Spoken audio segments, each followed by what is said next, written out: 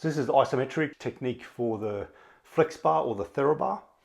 These are highly useful tools for golfer's elbow, tennis elbow conditions. If you're a martial artist or a musician, I highly recommend these two because it makes the forearm muscles and the wrist and the hands very, very strong in a lot of three-dimensional motions and prevents injuries coming in the future.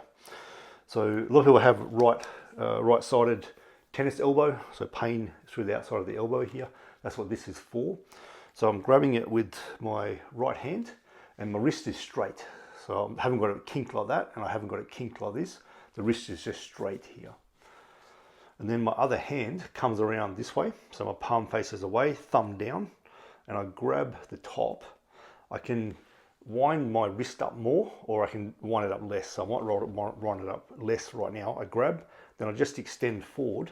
What that's done is created a torsion in the flex bar, and it feels like my right hand, it just wants to come around this way. So that's good, I've done the right thing.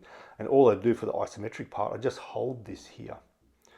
So I hold this for starting off with 20 seconds, so 4 to 20 seconds, but we want to build this up over probably 2 weeks, depending on the irritability of the condition in the elbow.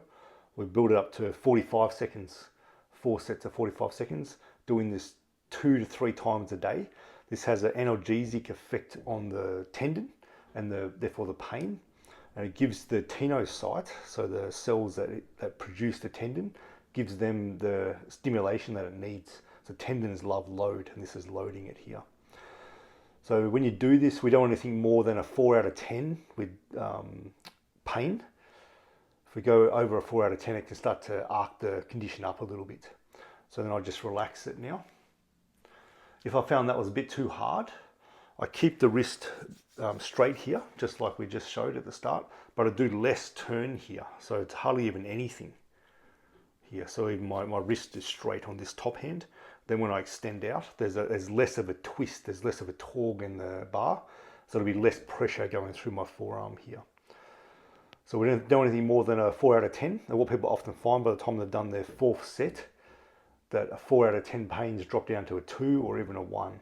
And that's the analgesic effect of loading through the tendon. So 2 to 3 times a day.